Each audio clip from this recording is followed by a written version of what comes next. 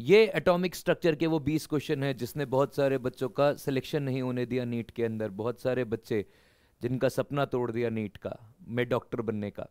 तो आज हम ये 20 क्वेश्चन सीखेंगे और ये 20 क्वेश्चन के थ्रू हम जानेंगे कि डिफिकल्ट क्वेश्चन नीट में आखिर पूछे कैसे जाते हैं। Hello everyone, welcome to Jeet experts. आज हम सॉल्व करेंगे नीट में पिछले 25 सालों में पूछे गए सबसे डिफिकल्ट 20 क्वेश्चन। चलिए सीखते हैं। अभी हम सबसे पहला क्वेश्चन करके देखते हैं। सबसे पहला क्वेश्चन क्या कह रहा है? सबसे पहला क्वेश्चन कह रहा है calculate the energy in joule corresponding to light of wavelength 45 nanometre, जिसे प्लैंक्स कांस्टेंट की वैल्यू दे रखी है, स्पीड ऑफ लाइट दे रखी है, और ये वाला क्वेश्चन पूछा गया है नीट 2014 में। ठीक है, अब इसको हम कैसे कर सकते हैं जरा समझिए। ये क्वेश्चन एक बहुत ही बेसिक सा क्वेश्चन है, डिफिकल्ट है पर बेसिक है, प्लैंक्स क्वांटम थ्योरी का। अब ये डिफिकल्ट क्यों है? क्योंकि आपको पहले प्लैंक्स क्वांटम थ्योरी आनी चाहिए और कैलकुलेशन डिफिकल्ट है। देखिए, हर किसी क्वेश्चन में डिफिकल्टी के कुछ कारण होते हैं कि भाई या तो कंसेप्ट डिफिकल्ट होता है, या तो एप्लीकेशन डिफिकल्ट होती है, या फिर कैलकुलेशन डिफिकल्ट होती है। तो ये वाला जो क्वेश्चन है ये कैलकुलेशन डिफिकल्टी के अंदर जाएगा। तो इसमें क्या होगा, प्लैंक्स क्वांटम थ्योरी क्या बोलता है, एनर्जी किसके बराबर होती है, एच सी बाय लैम्डा के बराबर होती है, और ये हो जाएगा 6.63 into 10⁻⁻34 joule second Planck's constant into c 3 into 10⁸ divide by 45 nanometre into मतलब इंटू 10⁻⁻9 मीटर।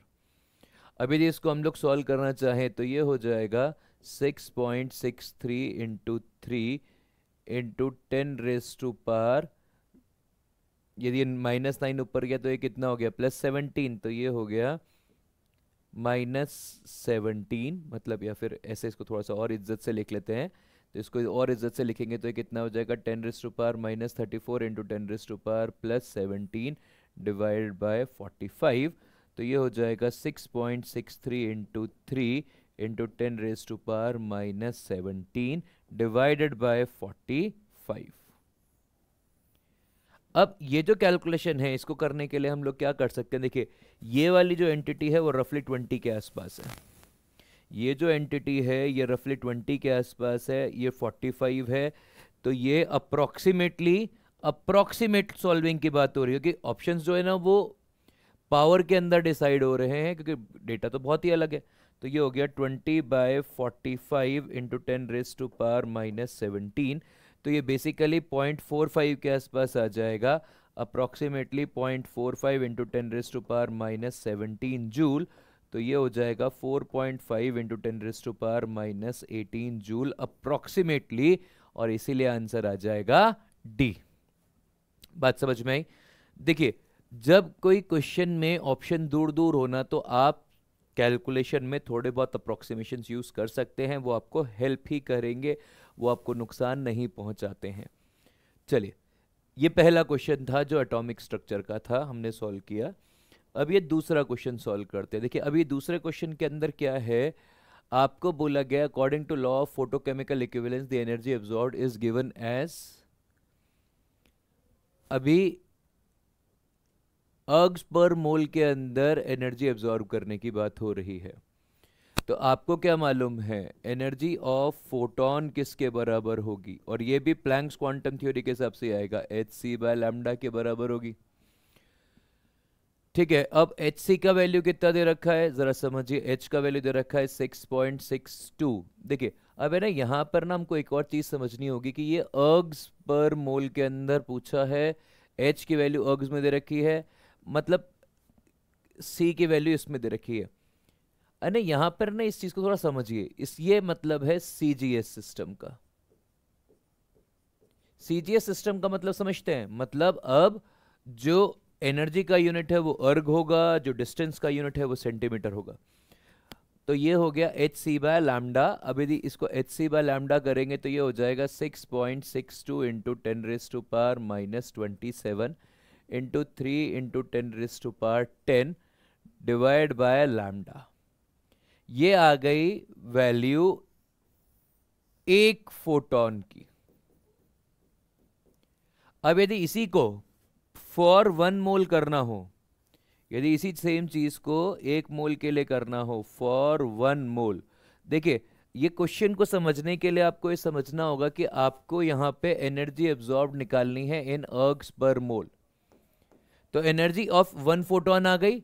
अब यदि एनर्जी ऑफ 1 फोटोन आ गई तो 1 मोल फोटोन के लिए क्या होगा, 1 मोल फोटोन्स के लिए ये डेटा कन्वर्ट हो जाएगा, इसको हम लोग एवोगाड्रो नंबर से मल्टीप्लाई कर लेंगे तो ये हो जाएगा 6.62 into 10⁻⁻27 into 3 into 10⁻10 into 6.023 into 10⁻23 by lambda. अब जरा सॉल्व कर लेते हैं तो ये कितना आ जाएगा अप्रोक्सीमेटली। देखिए ये है 10⁻23, ये है 10⁻20 प्लस 10 तो ये 10⁻17 हो गया। तो ये हो जाएगा 6.62 इंटू 3 इंटू 6.023 इंटू अभी ये हो जाएगा 10⁻27 प्लस 10 प्लस 23। ठीक है, तो ये हो गया 33 minus 27, 33 minus 27 is plus 6 by lambda. तो ये कितना आ जाएगा, अभी समझिए, ये जो है 6.626 इंटू 6.023। अब है ना, इसको सॉल्व करने के लिए आप क्या कर सकते हैं कि ये वाली वैल्यू अप्रोक्सीमेटली 20 के बराबर है, बट ये वाली वैल्यू अप्रोक्सीमेटली 20 के बराबर है, तो ये हो जाएगा 20 into 6 approx divide by lambda 6 into 10⁻6। तो ये हो जाएगा अप्रोक्सीमेटली 1.2 इंटू 10⁻8 बाय लैम्डा। तो जो वैल्यू इसके आसपास होगी वो सही आंसर होगी, तो वो सही आंसर है ये, क्योंकि ये क्या है 1.2 ही तो है, अप्रोक्सीमेटली 1.196 इंटू 10⁻8 बाय लैम्डा। तो इस क्वेश्चन का ऑब्जेक्टिव था कि आपको ये बताना है कि 1 मोल फोटॉन्स के अंदर कितनी एनर्जी होगी और लैम्डा को हम वेरी करा लेंगे। क्या ये बात क्लियर है? ये था क्वेश्चन नंबर 2। इसके बाद बात करते हैं क्वेश्चन नंबर 3 की। क्वेश्चन नंबर 3 क्या कह रहा है कि भाई आपको दिया है 2 रेडिएशन है जिनकी एनर्जी दे रखी है और आपको रिलेशन बिटवीन वेवलेंथ निकालनी। अब इसके लिए भी आपको प्लैंक्स क्वांटम थ्योरी पता होनी चाहिए। आपको क्या पता होना चाहिए कि energy equals to H C by lambda होता है। तो आप क्या समझ सकते हैं, E1 by E1 is inversely proportional to 1 by lambda 1। तो E1 upon E2 equals to lambda 2 by lambda 1, ये रिलेशन आ जाएगा। और E1 कितना दे रखा है, E1 दे रखा है 25 by 50 equals to lambda 2 by lambda 1। ये कैंसिल आउट हो गया, ये 2 आ गया, तो लैम्डा 1 इक्वल्स टू 2 लैम्डा 2। देखिए ये सारे क्वेश्चन किसके हैं, ये सारे क्वेश्चन जो भी हम कर रहे हैं वो सब प्लैंक्स क्वांटम थ्योरी से रिलेटेड है। और ये जो डेटा है ये क्वेश्चन जो है ये 2011 का क्वेश्चन है। यदि आपने ये थ्योरी नहीं पढ़ी है तो प्लीज हमारा लेक्चर नंबर 3 देखिए एटॉमिक स्ट्रक्चर सीरीज का, वो आपको इसमें हेल्प करेगा। ठीक है, अब हम बात करते हैं क्वेश्चन नंबर 4 की। क्वेश्चन नंबर 4 क्या कह रहा है, क्वेश्चन नंबर 4 जो 2009 में पूछा गया है, जरा समझिए। आपको बोला गया है कि energy absorb by each molecule of a substance इतनी एनर्जी एब्जॉर्ब हुई है, बॉन्ड एनर्जी इतनी है, तो काइनेटिक एनर्जी पर एटम कितनी होगी, ये पूछिए। तो आप समझिए, आपने बोला है कि एनर्जी इक्वल्स टू, देखिए एनर्जी कंजर्व रहती है, एनर्जी को है ना, कुछ भी ऐसा नहीं होता है कि भाई आप एनर्जी को लॉस करा सकते हैं। हम लोग सिर्फ एनर्जी कंजर्वेशन के अंदर बात कर रहे होते हैं। तो जो एनर्जी सप्लाइड होगी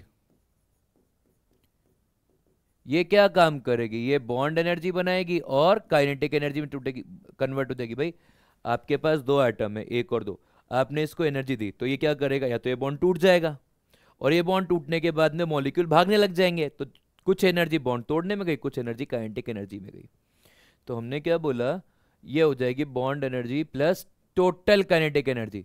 अब एनर्जी सप्लाइड कितनी है, 4 इंटू ये है 4.4 into 10⁻⁻19 equals to 4 into 10⁻⁻19 plus kinetic energy के बराबर है। तो ये हो जाएगा 0.4 4.4 माइनस 4.0, या फिर इसको इधर ले जाओ, थोड़ा सा और स्टेप लिख लो, तो ये हो जाएगा 4.4 into 10⁻⁻⁹ minus 4 into 10⁻⁻⁹ equals to kinetic energy. और ये हो जाएगा 0.4 into 10⁻⁻⁹ equals to kinetic energy. और ये हो जाएगा 4 into 10⁻⁻20 equals to kinetic energy. पर ये जो काइनेटिक एनर्जी है ये दो एटम्स के लिए है। ये किसके लिए है? ये दो एटम्स के लिए है। तो हम क्या समझ सकते हैं कि फॉर वन एटम कितना हो जाएगा? फॉर वन एटम हो जाएगा काइनेटिक एनर्जी बाय 2। तो ये हो जाएगा 4 इंटू 10⁻⁻20 डिवाइड बाय 2। तो ये हो जाएगा 2 इंटू 10⁻⁻20 जूल। अब है ना, इस साल जब ये क्वेश्चन पूछा गया ना, तो बहुत सारे बच्चे डायरेक्टली ये वाला आंसर लगा के आ गए थे, जो कि गलत था। क्यों? क्योंकि ये एनर्जी आई जरूर, पर ये किसकी एनर्जी है? ये दो एटम की एनर्जी है। आपको क्या पूछा है? पर एटम। तो ये आंसर होगा। क्या ये क्लियर है? और ये वाला क्वेश्चन 2009 में पूछा गया और बहुत सारे बच्चे सिली मिस्टेक के अंदर गड्ढा खोद आए थे अपने लिए। ठीक है, इसके बाद बात करते हैं क्वेश्चन नंबर 5 की। देखिए क्वेश्चन नंबर 5 क्या कह रहा है, ये भी प्लैंक क्वांटम थ्योरी का है। देखिए अभी तक आपको ये समझ में आना चाहिए कि प्लैंक क्वांटम थ्योरी बहुत पूछी गई है जेई में, सॉरी नीट में।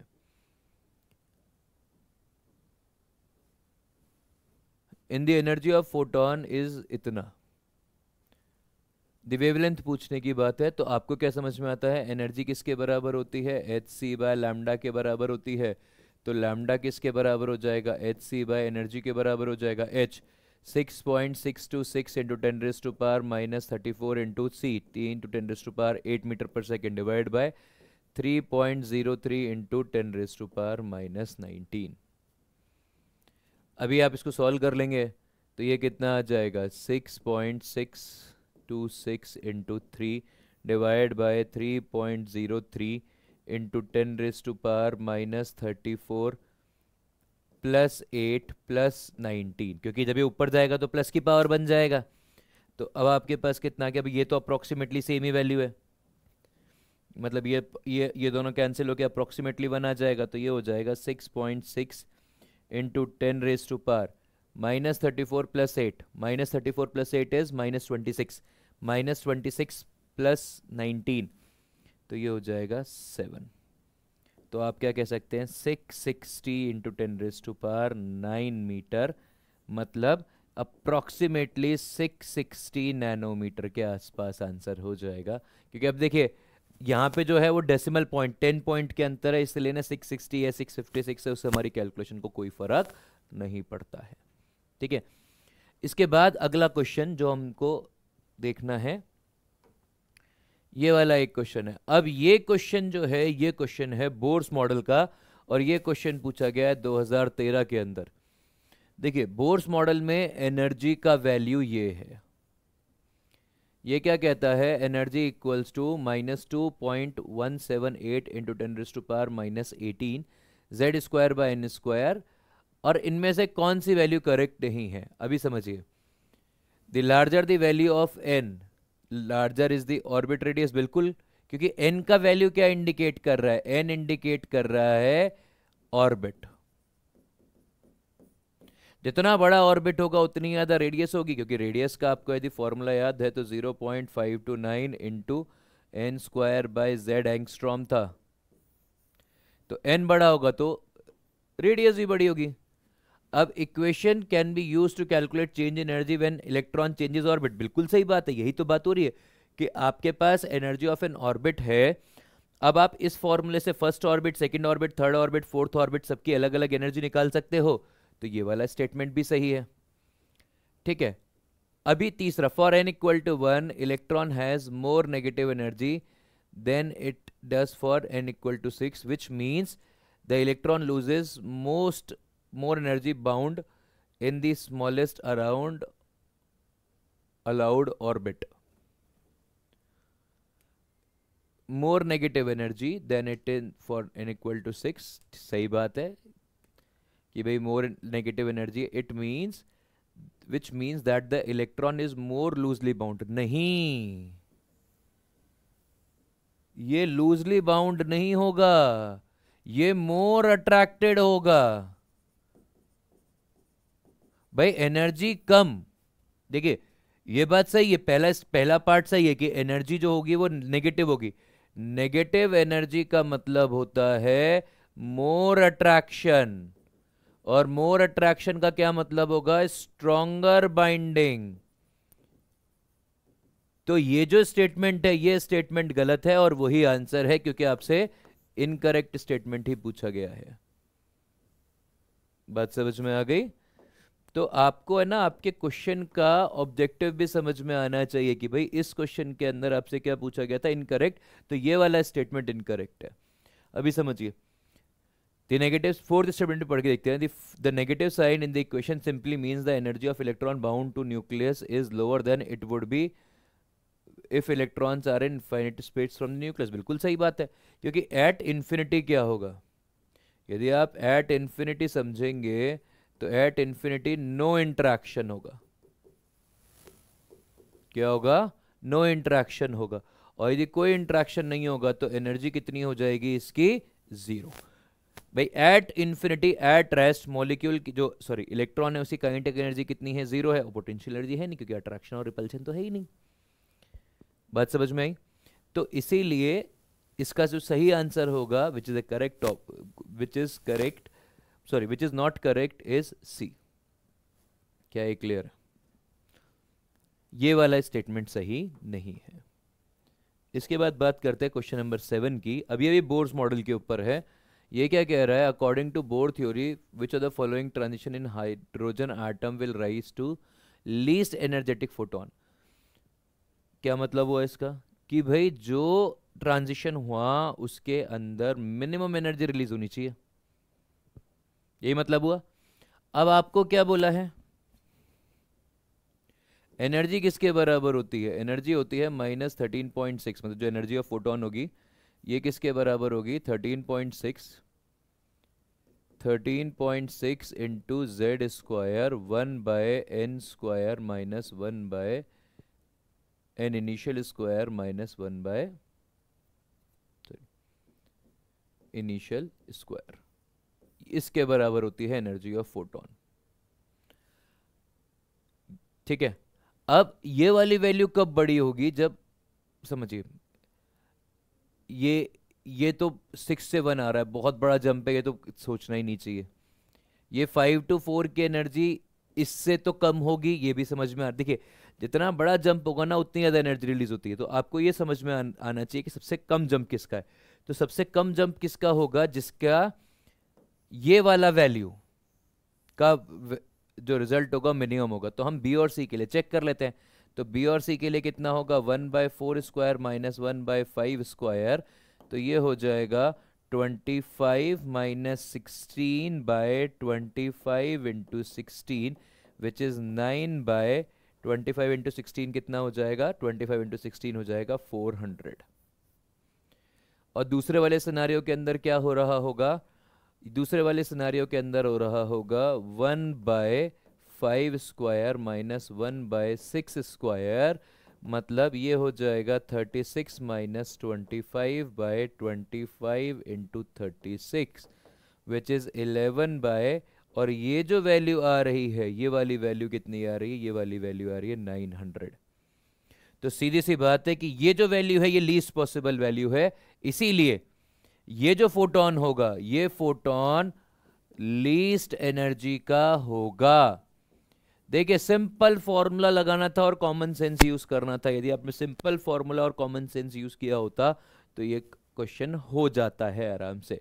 प्रॉब्लम क्या आई? प्रॉब्लम हमेशा हर बच्चे के साथ, जिस साल ये पेपर में आया है 2011 में, तब भी यही आई थी कि बच्चे ये दोनों कैलकुलेट करते रहे और कैलकुलेशन में फंस गए। ठीक है, तो ये गलती आपको नहीं करनी है। यदि आप ये गलती नहीं करते हैं तो आपके नीट में सिलेक्शन होने के चांसेस थोड़े से बेटर हैं। चलिए अब 7th के बाद हम करते हैं next question which is 8th question क्या कह रहा है? The energy of second Bohr's orbit of hydrogen atom is -328। अब आपको फोर्थ बोर्स एनर्जी के ऑर्बिट की एनर्जी निकालनी है, तो क्या करें?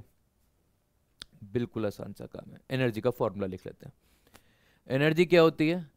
एनर्जी होती है some constant k into Z square by N square. तो आपको क्या समझ में आ गया कि एनर्जी ऑफ सेकंड किसके बराबर है, k into Z square bye 2 square. तो ये हो गया है एनर्जी ऑफ सेकंड इज -328। देखिए सेम वैल्यूज के अंदर रखना है, तो ये हो गया -3 और ये माइनस है, -328 equals to k minus K Z square by 4। तो K Z square equals to -328 into 4 minus का। अब यदि मैं फोर्थ बोर्स ऑर्बिट की बात करूंगा तो क्या आ जाएगा, for fourth Bohr's orbit, for fourth Bohr's orbit. देखिए ये किसके लिए बात हो रही है, ये वाली बात हो रही है सेकंड बोर्स ऑर्बिट के लिए। जो सेकंड उसके बाद वाली बात हो रही है वो किसके लिए हो रही है, वो बात हो रही है फोर्थ बोर्स ऑर्बिट के लिए। तो फोर्थ बोर्स ऑर्बिट में क्या आ जाएगा, energy equals to K Z E square by 4 का square which is energy equals to, अभी के जेड ई स्क्वायर की वैल्यू कितनी आई है, -328 इंटू 4 बाय 4 स्क्वायर, मतलब 4 इंटू 4 कैंसिल आउट हो गया। तो E equals to -328 by 4 which is 82। तो आंसर हो जाएगा -82 किलो जूल पर मोल। अभी ना देखिए हमने यहाँ पर जो कन्वेंशनल बोर का फॉर्मूला था वो यूज नहीं किया। क्यों नहीं यूज किया, क्योंकि डेटा दे रखा है, सेम डेटा जिस यूनिट्स के अंदर है इसी यूनिट में हमसे आंसर मांगा है, ठीक है। तो हम क्यों दिमाग लगाए बिना मतलब का, बात समझ में आ गई। तो इसीलिए इसका आंसर आ जाएगा -82 किलो जूल पर मोल। अभी सोचिए बच्चे ये क्वेश्चन नहीं कर पा रहे थे, अभी तो गलत बात है, पढ़ के आएंगे तो बनेगा। इसके बाद है क्वेश्चन नंबर 10। देखिए अब आपसे क्या पूछा गया है, आपसे पूछी गई है frequency of radiation emitted when an electron falls from n equal to 4 to n equal to 1 in hydrogen atom. बहुत ही बढ़िया बात है। अब आपको क्या मालूम है, energy equals to h mu होती है, energy equals to h mu होती है। ये -34 है, ये -44 नहीं है, ठीक है। Energy equals to h mu होती है। अब जो एनर्जी ऑफ फोटोन है वो किसके बराबर होगी, जो एनर्जी रिलीज हुई उसके बराबर होगी।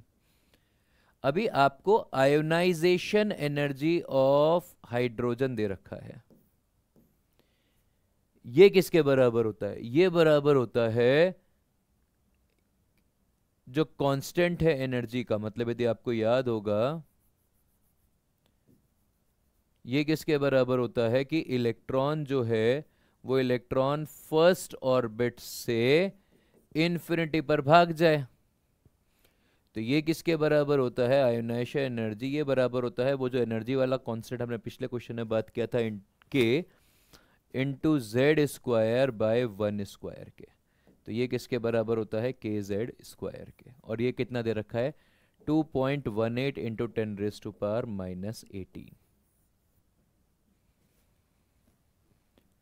अब आपको इलेक्ट्रॉन कहां से कहां जंप कराना है, फोर्थ टू फर्स्ट जंप कराना है। तो आपको क्या मालूम है कि delta E equals to K Z square bye 1/n final square -1/n initial square. देखिए ये जो के था ये आप पहले इसको -13.6 इलेक्ट्रॉन वोल्ट या फिर 13.6 इलेक्ट्रॉन वोल्ट रख के सॉल्व कर चुके हैं कई बार, पर क्यों हम इसमें ऐसा नहीं कर रहे हैं, क्योंकि हमको वैल्यू दी है, जो वैल्यू दी है यदि उन्हीं वैल्यू के अंदर पूछा है तो हम क्यों सॉल्व करें, क्यों एक्स्ट्रा मेहनत करें भाई। डेटा क्वेश्चन में दिया है, क्वेश्चन सेटर ने आपके साथ ईमानदारी बरती है, आपको यूज ही तो करना था। तो आप क्या बोल देंगे इसको, डेल्टा ई किसके बराबर हो जाएगा, के की जगह पर ये दे रखा है 2.18 इंटू 10⁻⁻18 1/1 स्क्वायर -1/4 स्क्वायर। तो ये हो जाएगा 15/16। चलिए एक और स्टेप ऐड कर देते हैं, तो ये हो जाएगा 2.18 इंटू 10⁻⁻18 इंटू 1/1 - 1/16, तो ये हो जाएगा 2.18 इंटू 10⁻⁻18 इंटू 15/16। ये एनर्जी हो जाएगी जो फोटोन की होगी। अब ज़रा इसी एनर्जी को रख के सॉल्व कर लेते हैं, तो आपको क्या समझ में आता है? एनर्जी कितनी है? 2.18 into 10⁻⁻18 into 15/16 must be equal to hc/λ, या must be equal to h mu. तो ये हो जाएगा 2.18 into 15/16 into 10⁻⁻18 is equals to 6.625 into 10⁻⁻34। ये कैंसल आउट हो गया। -34 से आपके पास यहाँ पर इंटू म्यू, तो ये जो वैल्यू आ जाएगी ये आ जाएगी ये आ जाएगी 16 माइनस का। तो ये म्यू किसके बराबर हो गया? ज़रा इसको और सॉल्व कर लेंगे। तो ये म्यू किसके बराबर हो गया? 2.18 into 15 divide by 16 into 6.625 into 10⁻16। अब ये वाली वैल्यू 100 के बराबर हो गई और ये वाली वैल्यू 100 के बराबर हो गई, तो म्यू किसके बराबर हो गया? ये हो गया अप्रोक्सीमेटली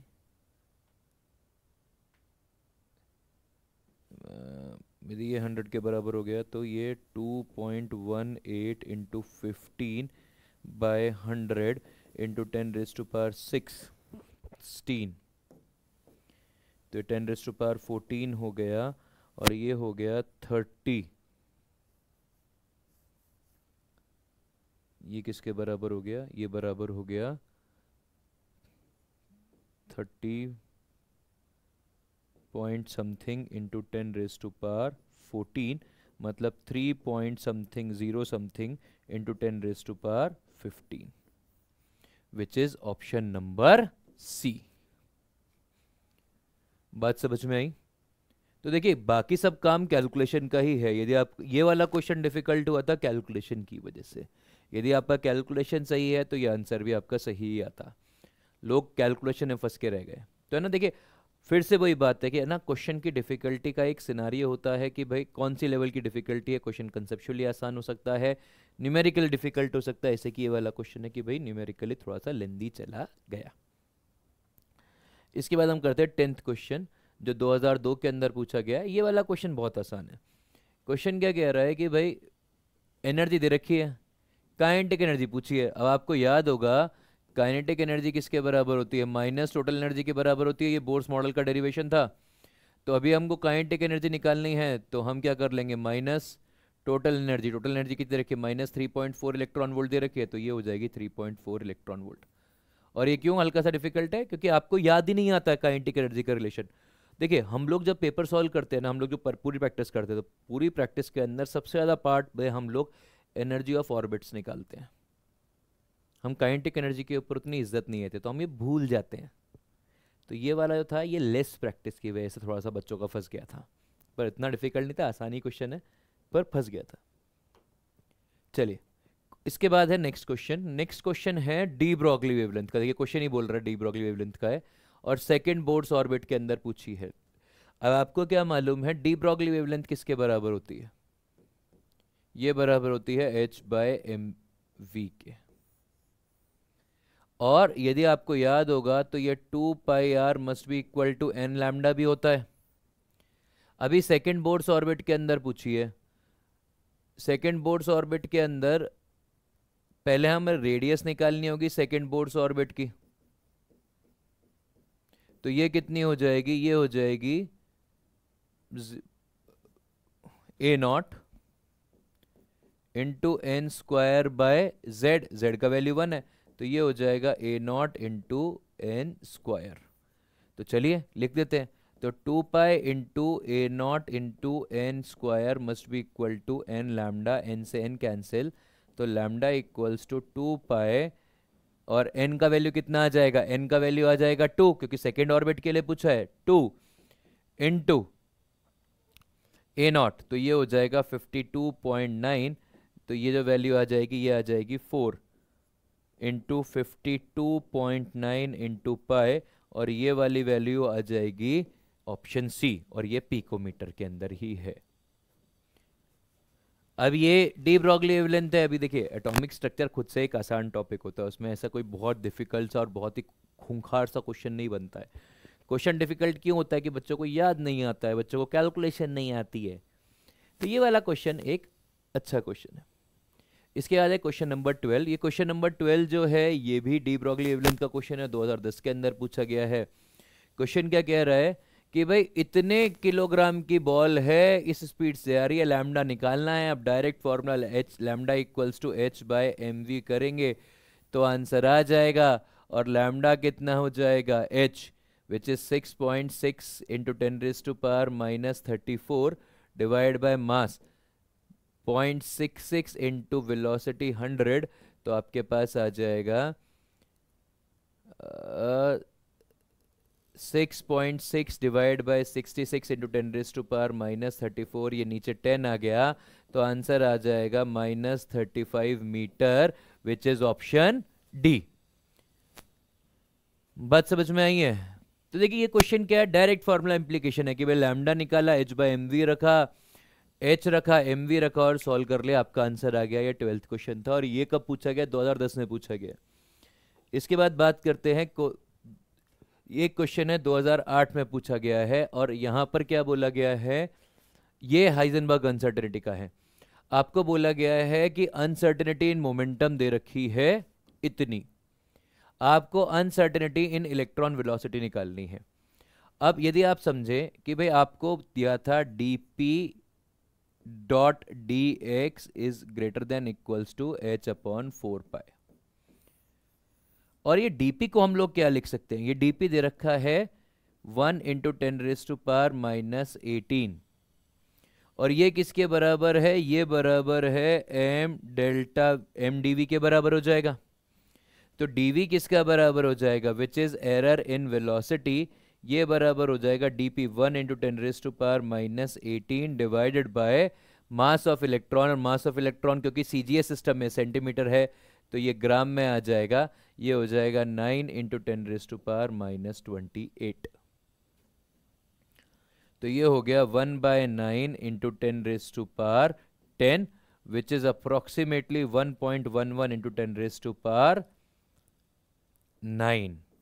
ये आ जाएगी uncertainty in velocity in CGS system, और ये वाला क्वेश्चन 2008 के अंदर पूछा गया। अब बच्चों को हाइजेनबर्ग अनसर्टेनिटी नहीं आता है, दूसरी चीज क्या हुआ, इसमें दो चीजें हुई, एक तो बच्चों को हाइजेनबर्ग अनसर्टेनिटी नहीं आता, दूसरी चीज बच्चे हर मोमेंट पे यही फॉर्मूला लगाएंगे, यही फॉर्मूला लगाएंगे, वो ये देखेंगे ही नहीं कि आपको अनसर्टेनिटी इन मोमेंटम दे रखी है और आपको अनसर्टेनिटी इन वेलोसिटी निकालनी है, तो अनसर्टेनिटी ऑफ मोमेंटम किसके बराबर है, ये चीज बच्चे ध्यान नहीं देते हैं। तो ये गलती आप मत करिएगा, ठीक है। इसके बाद करते हैं next question, which is question number 14। Question number 14 जो है ये बहुत ही अच्छा क्वेश्चन है।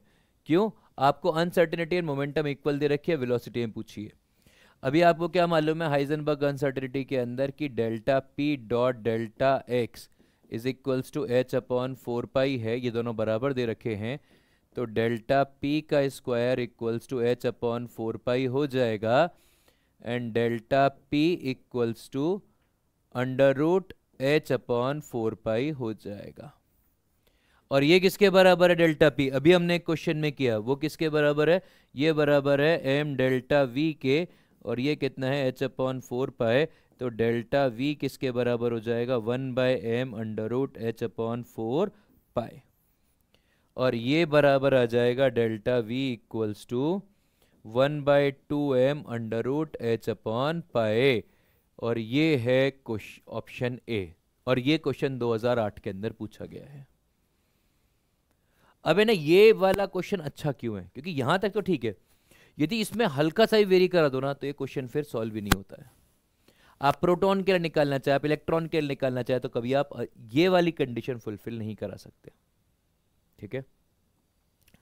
ये था क्वेश्चन नंबर 14। इसके बाद है क्वेश्चन नंबर 15। क्वेश्चन नंबर 15 क्या है, फिर से हाइजेनबर्ग अनसर्टेनिटी है, आपको प्लैंक्स कांस्टेंट दे रखा है, मास ऑफ इलेक्ट्रॉन दे रखा है,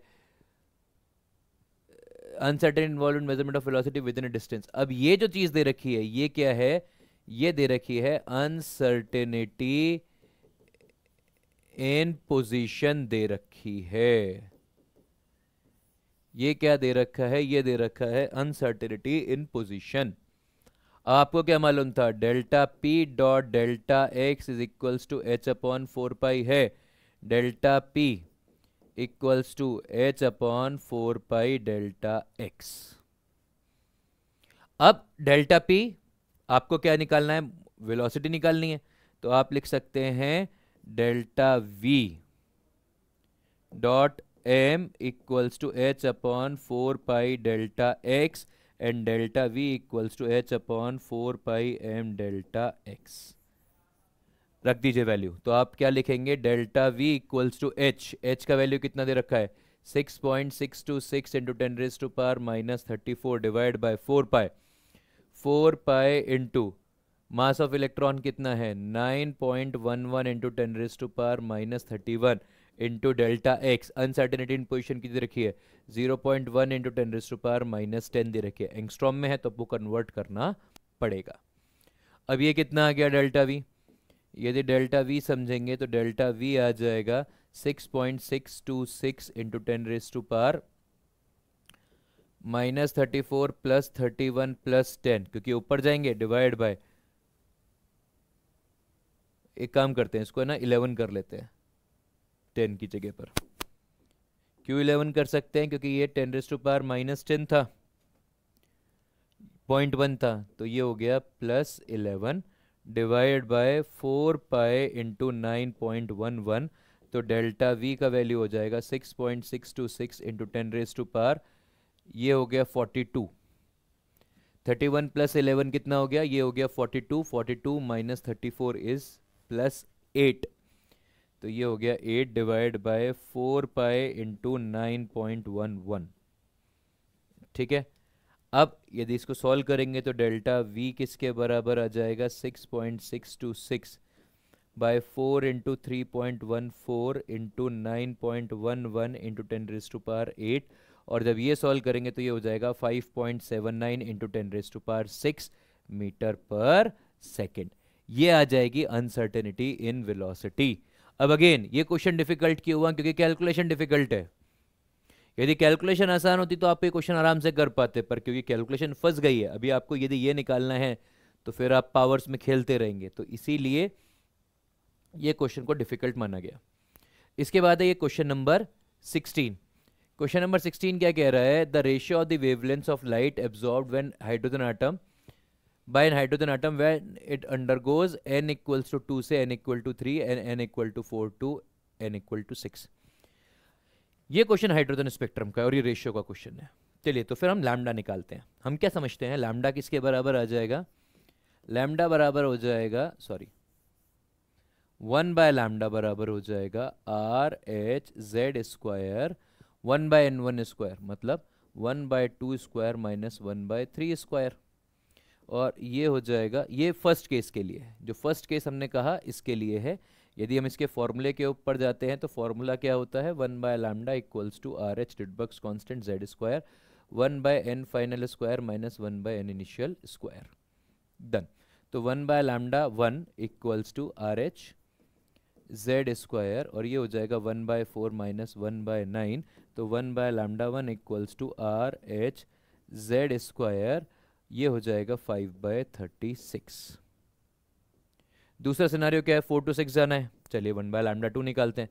तो 1 बाय लैम्डा 2 किसके बराबर हो जाएगा, ये हो जाएगा आर एच जेड स्क्वायर, और ये कितना आ जाएगा 1 बाय 4 स्क्वायर,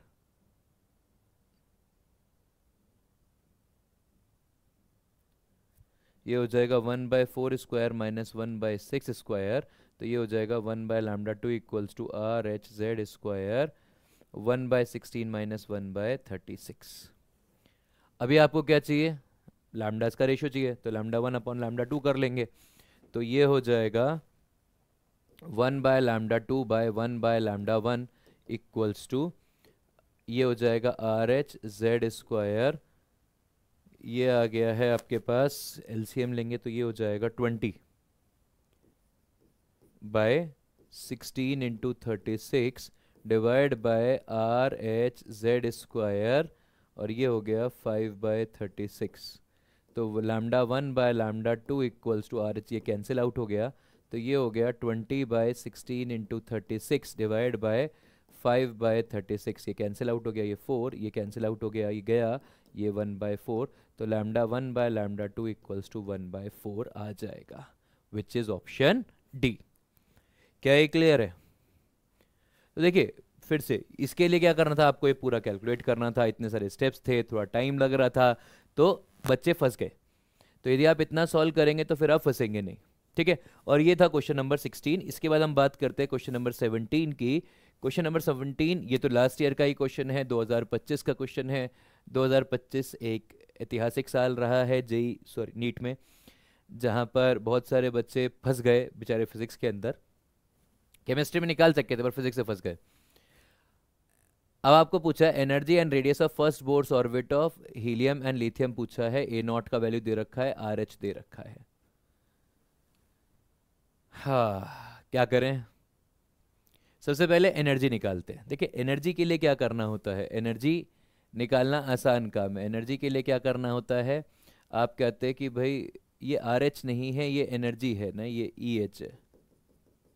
हाँ तो ये क्या हो जाएगा, ये हो जाएगा EH इक्वल्स टू 2.18 इंटू 10⁻⁻18। मतलब हाइड्रोजन कितनी दे रखी है, तो आप एनर्जी किसी भी और एटम के निकालना चाहेंगे, मतलब तो ये कितनी हो जाएगी 2.18 into 10⁻⁻18 into Z square by N square, ये निकाल लेंगे। तो अब यदि आप हीलियम के लिए निकालना चाहेंगे, हीलियम प्लस के लिए, तो ये कितना हो जाएगा 2.18 इंटू 10⁻⁻18। ये फर्स्ट ऑर्बिट की बात हो रही है, तो n का वैल्यू तो हमेशा 1 ही रहेगा, इंटू, और ये माइनस है, माइनस इंटू ये माइनस वैल्यू है, into Z square. Z square का वैल्यू कितना आ जाएगा, 4 आ जाएगा, ठीक है। तो ये हो जाएगा -8.72 इंटू 10⁻⁻18। ये हीलियम की हो जाएगी, और लिथियम +2 की कितनी हो जाएगी, ये हो जाएगी -2.18 into 10⁻18 into Z square which is 9, क्योंकि जेड लिथियम का कितना है, लिथियम का जेड होता है 3, तो इंटू 9, तो ये हो जाएगा अप्रोक्सीमेटली 19.62 इंटू 10⁻⁻18 माइनस का। तो एनर्जी वैल्यूज तो हमारे पास आ गई। अब यदि रेडियस वैल्यूज की बात करें, तो रेडियस किसके बराबर होती है, रेडियस बराबर होती है, आपने जो भी कुछ रेडियस ऑफ हाइड्रोजन लिखी है into Z square by into N square by Z, into N square by Z के बराबर होती है, ठीक है। और ये कितना हो जाएगा रेडियस, रेडियस बराबर हो जाएगा हाइड्रोजन का रेडियस। हाइड्रोजन का रेडियस कितना है, हाइड्रोजन का रेडियस दे रखा है 52.9 पिकोमीटर, तो ये हो जाएगा 52.9 picometre into N square by Z. अब आपको यदि यही क्वेश्चन को आपको हीलियम प्लस के लिए सॉल्व करना है, तो हीलियम प्लस के लिए क्या हो जाएगा, हीलियम प्लस के लिए हो जाएगा 52.9 इंटू, भाई जेड एन स्क्वायर का वैल्यू तो 1 ही है, और जेड का वैल्यू कितना हो जाएगा 2, तो ये हो जाएगा 26.45 पिकोमीटर। और यदि आपको लिथियम प्लस के लिए करना होगा, तो ये कितना हो जाएगा 52.9 इंटू एन स्क्वायर का वैल्यू तो 1 ही होगा, और जेड कितना हो जाएगा, ये हो जाएगा 3, तो ये अप्रोक्सीमेटली हो जाएगा 17.6 पिकोमीटर के आसपास। तो अब आप ये क्वेश्चन का डेटा मिला लीजिए। तो ये क्वेश्चन का डेटा में ऑप्शन सी देखेंगे, ऑप्शन ए देखेंगे, तो ऑप्शन ए में एनर्जी का वैल्यू मैच खा रहा है लिथियम का, गुड। रेडियस का वैल्यू मैच खा रहा है लिथियम का। हीलियम के लिए एनर्जी का वैल्यू मैच खा रहा है क्या, हाँ खा रहा है। और रेडियस के लिए वैल्यू मैच खा रहा है, तो ऑप्शन ए सही आंसर है। और ये क्वेश्चन कौन से साल आया है, ये क्वेश्चन आया है लास्ट ईयर, बहुत पुराना क्वेश्चन नहीं है, लास्ट ईयर का क्वेश्चन है, ठीक है। तो ये एक अच्छा क्वेश्चन है। इसके बाद बात करते हैं, ये 2024 का क्वेश्चन है। 2024 में क्या पूछा गया था, 2024 जो ऐतिहासिकली बहुत ही आसान पेपर आया था। क्वेश्चन में पूछा गया है the energy of an electron in ground state n equals to 1 for helium plus is -x, then that of an atom in n equal to 2 for beryllium +2 +3 ion in joule will be. बहुत ही आसान question है भाई। आपको क्या मालूम है energy किसके बराबर होती है? एनर्जी बराबर होती है सम कांस्टेंट k इनटू, और ये some constant k become -13.6 electron volt. ठीक है, k into z square by n square, ये होता है। तो अभी आपको क्या बोला गया? हीलियम प्लस के लिए और ग्राउंड स्टेट मतलब फर्स्ट ऑर्बिट के लिए ये दे रखा है -k into Z square. Z square का वैल्यू कितना हो जाएगा? हीलियम का z होता है 2, हीलियम का z होता है 2 और बेरिलियम का z होता है 4, तो ये हो जाएगा z इज 2 स्क्वायर, और ये दे रखा है x के बराबर, -x के बराबर। तो अभी आपके पास क्या आ गया? -k equals to -x/4। वैसे ही बेरिलियम +3 के लिए कितनी एनर्जी हो जाएगी? सेकेंड ऑर्बिट के लिए निकालनी है, n इक्वल टू 2 बोल रखा है, तो अब आप क्या बोलेंगे? -k into Z square by n square, तो -k into Z 4 square by 2 square, तो ये हो जाएगा -k इंटू 16/4, तो ये हो जाएगा -k इंटू 4, ये आ जाएगी एनर्जी बेरिलियम +3 की। अब k का वैल्यू हमने यहाँ पे रखा है, तो ये कितना हो जाएगा? बेरिलियम +3 बराबर -k which is -x/4 into 4, ये कैंसिल आउट हो गया, तो एनर्जी कितनी आएगी? एनर्जी आ जाएगी -x के बराबर ही। कितनी आ जाएगी? -x के बराबर ही एनर्जी आ जाएगी। बात समझ में आ गई? तो ये था क्वेश्चन नंबर 18 जो 2024 से पूछा गया है। अब हम बात करते हैं क्वेश्चन नंबर 19 की। क्वेश्चन नंबर 19 में ये रीनीट में पूछा गया है 2024 में। आपको NLMS पूछा गया, सबसे ज़्यादा एनर्जी की बात हुई है। आपको क्या मालूम है एनर्जी किससे डिफाइन होती है? एनर्जी डिफाइन होती है n + l सम से, और यदि n + l सम बराबर हो तो फिर जो वैल्यू ऑफ n होती है वो डिसाइड करती है कि एनर्जी किसकी कम है और किसकी ज़्यादा है। यदि वैल्यू ऑफ n कम है इसका मतलब है कि एनर्जी कम है। तो यदि हम इन सबको देखें तो इन दोनों का, इसका पहले वाले का n + l सम कितना है? इसका सम है 6, इसका सम है 5, इसका सम है 4 और इसका सम है 5। तो अभी देखो सीधी सी बात है, सबसे कम एनर्जी फोर्थ की होगी। क्यों? क्योंकि इसका n + l मिनिमम है। इससे ज़्यादा एनर्जी किसकी और सबसे ज़्यादा एनर्जी किसकी होगी? सबसे ज़्यादा एनर्जी होगी फर्स्ट की।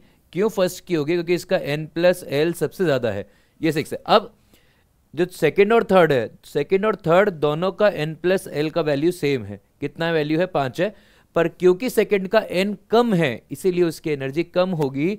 तो ये होगा ये क्या होगा? देखिए, तो फोर्थ के बाद होगा सेकंड, सेकंड के बाद होगा थर्ड। समझ में आता है? मतलब सबसे ज्यादा एनर्जी है फर्स्ट की, फिर है थर्ड की, फिर है सेकंड की, फिर है फोर्थ की लीस्ट है।